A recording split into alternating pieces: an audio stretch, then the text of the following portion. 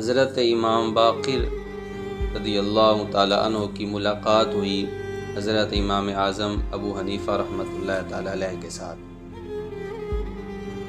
حضرت امام باقر نے امام اعظم ابو حنیفہ علیہ رحمہ سے استفسار فرمایا کہ لوگوں میں یہ بات مشہور ہے کہ تم میرے نانا جان حضور نبی رحمت صلی اللہ تعالیٰ علیہ وآلہ وسلم کی احادیث کی رائے اور قیاس کے ذریعے سے مخالفت کرتے ہو۔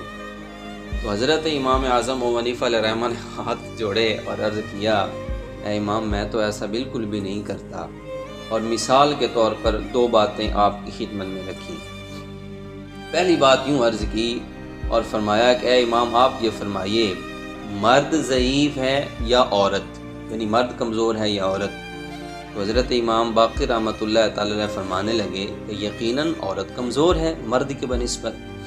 اب امام صاحب علیہ رحمہ نے کیا خوب جواب میں عرض کیا، فرمایا پھر عقل کا تقاضا تو یہ ہے، قیاس اور رائے تو یہ چاہتی ہے کہ مرد چونکہ ہے طاقتور اور عورت کمزور ہے، تو میراث میں جب وراثت کا مال بانٹا جائے تو اس میں مرد کو عورت کی بنسبت کم حصہ ملنا چاہیے اور عورت کو زیادہ ملنا چاہیے، کیونکہ وہ تو کمزور ہے، وہ تو کما بھی نہیں سکتی، کمزور ہے۔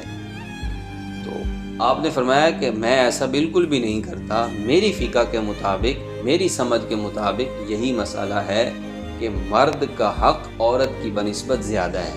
کیوں؟ اس لیے کہ حضور نبی رحمت صلی اللہ تعالیٰ علیہ وآلہ وسلم کی لائی ہوئی تعلیمات کے مطابق ایسا ہے۔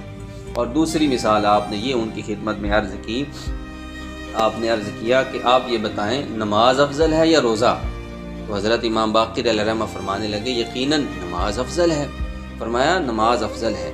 اب عرض یہ ہے کہ عورت جب حیض کے دنوں میں ہو تو یہ دونوں موقوف ہیں، نہ وہ روزہ رکھ سکتی ہے نہ نماز پڑھ سکتی ہے۔ اب جب حیض کے دن ختم ہو گئے، اب ہے مسئلہ قضاء کا، وہ نماز کی قضاء کرے گی یا روزے کی یا دونوں کی؟ تو عقل کا تقاضا تو یہ ہے کہ نماز کی قضاء کی جائے اور روزے کی قضاء کو نہ کیا جائے، روزہ نہ رکھا جائے۔ کیوں؟ اس لیے کہ نماز افضل ہے۔ لیکن آپ فرماتے ہیں میری فقہ کے مطابق یہ ہے کہ نماز کی قضاء نہیں کی جائے گی جبکہ روزے کی قضاء کی جائے گی۔